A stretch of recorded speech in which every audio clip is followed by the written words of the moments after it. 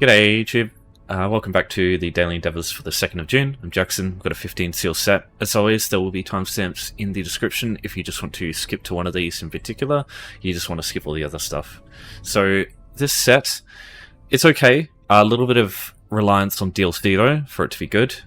We've got crafting with jury crafting, so that's Somerset, killing giants, completing a battleground match, looting a container, and then healing with Scribed abilities, which requires Gold Road. So if we're up to me, if you've got all the DLCs, healing with Scribed abilities, jury crafting, and then looting containers is really easy to do. If you don't have any DLC, you're stuck with these three options, and that's kind of annoying because Battlegrounds are always a pain in the ass to do. It's straight enough, easy enough doing, getting it done. It's just a matter of time. This one takes way longer than any of these other options as well.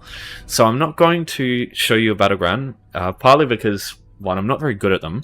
Two, there's nothing I can really explain that's going to reliably speed this up for you.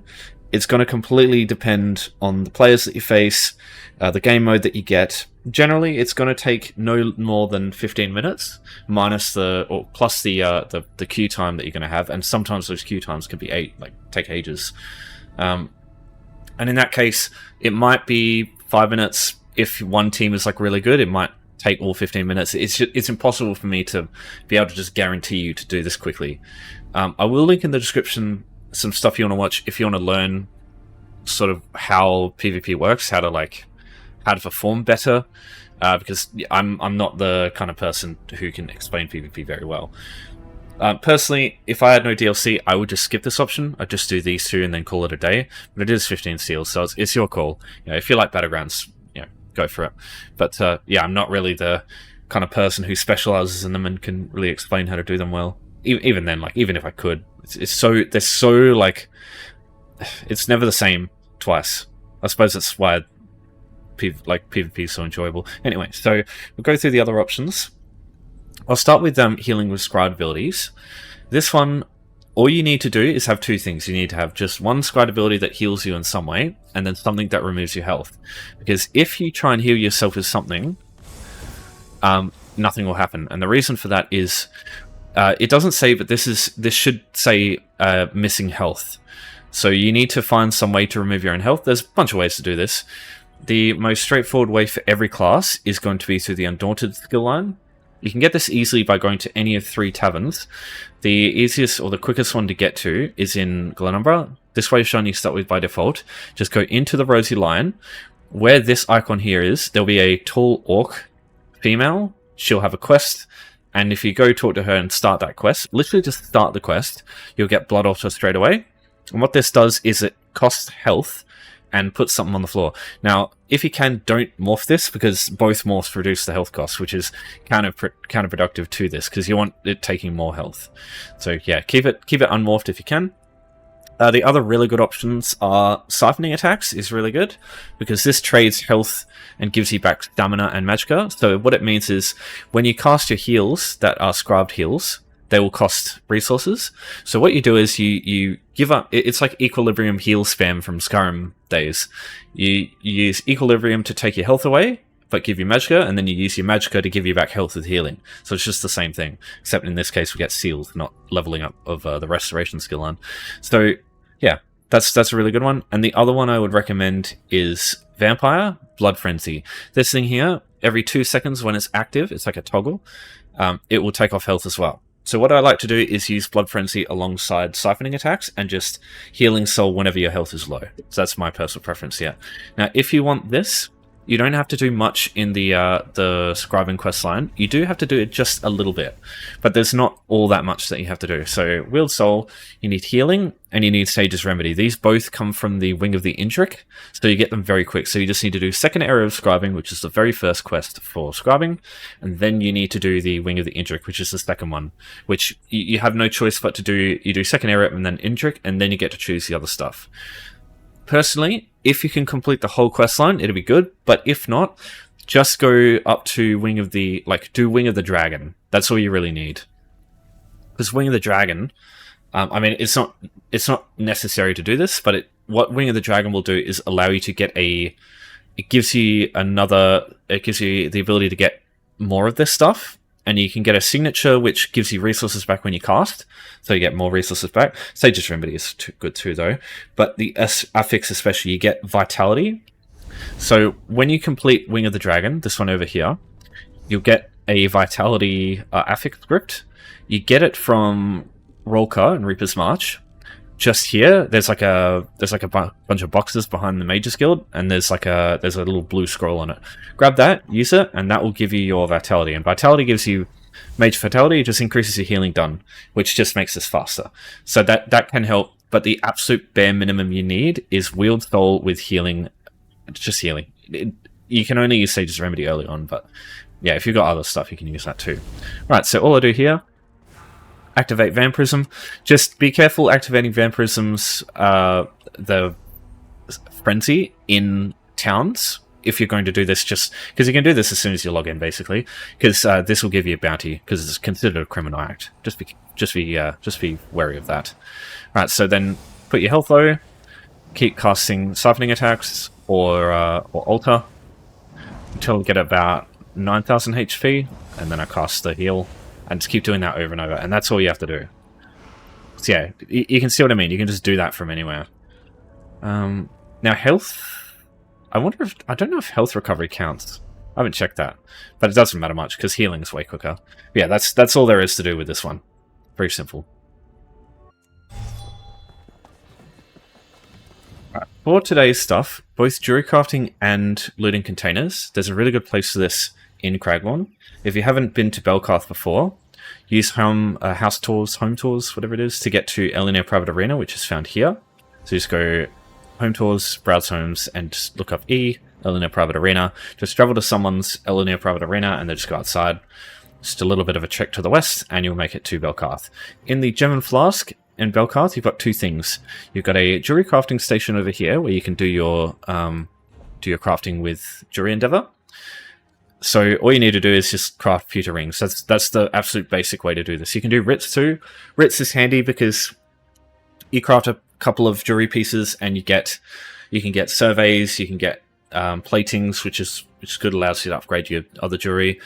And yeah, you can get intricates, you can get ornates, you can get swift jewelry to research. There's all sorts of good stuff.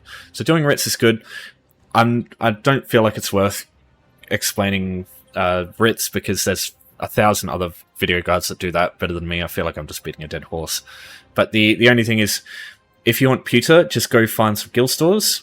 Again, Cragmorn's Belkarth region is great because there's 7 guild traders and these are usually pretty stacked. So you can find some pewter ounce there if you need. If not, you can just go find that stuff out in the open in any blacksmithing and like jewelry seam node. There's like tons of them all over every map in the game, so you just need to look out. They're like a big silver blob. Hold on, I'll get you a picture. This is pewter. So if you see that in the environment, just grab some of those. You probably only need 10, maybe 20, because every time you refine it, you get less refined than the amount of that you refine. So if you refine 10 pieces of dust, you usually get like 7 or 8, 6, 7, 8 ounce. Yeah, so you can do that, or you can just buy it. Both those ways work. But I imagine most people just have some pewter ounce lying around if they've got some set. Anyway, so next up, containers. This is my preferred place to do containers because everything here actually counts as a container, each of these. So let's take all this stuff, and it's stolen, but there's nobody up here to spot you and give you a bounty, so that's not a problem. So yeah, just steal this stuff. Tomato crate. The stuff in the cupboard you can steal as well, and then there's stuff over here, stuff over here, stuff over there, and then even if that's not enough, you go outside, and then there's this stuff here too. So you got the barrels, the crates, and you can steal from them, and then even then there's like more stuff down here that you can steal. So there's just tons of stuff here. Now, the other good method for this is you can go to the Imperial City, and where you normally, like where we went yesterday to get the woodworking items, if you went the Imperial City route, you just literally do the same thing, except you don't just grab the woodworking items, you just grab everything. Just grab 10 random items in there. That doesn't count as stealing, so you won't get a bounty for doing that. And then, because you're like right next to the exit, you can just travel back out from where you were before and just carry on about your day.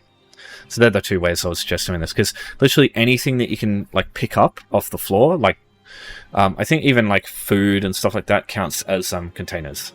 So yeah, just find anything like that and it'll work. Giants, ogres, and minotaurs. So there's a bunch of places you can use for this, but usually in the past it's been kill one giant, which is pretty simple. But if it's 5, I don't like using giants themselves because they usually don't spawn in big groups. I prefer ogres in this case.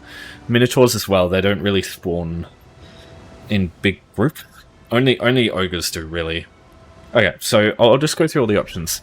So as far as giants go, in Eastmarch, you've got Lower Yorgrim here. This has about 10 giants, but this is usually where everybody else goes, so I don't like using this too much. Only if it's one giant, I think it's good. Yeah, because there's like so few giants and usually so many players, this place isn't too good. But it's easy to get to. Use Home Tours, Grimhearth's Woe, or the Way Shrine here, and you just travel to here very quick. Now for ogres, it's there's quite a few good places because there's some places that have lots of ogres. So the sort of bread and butter for most people is going to be Shinji's Scarp here. It's got about 20 to 25 ogres in it. And it's easy to get to because you can use Gardener House as a home tours house to travel through here. Get the Sway Shrine, and then you've got easy access to Shinji's Scarp over here. The other option, the one I find less travelled, is actually Karakdina down here. This has got ogres in it too.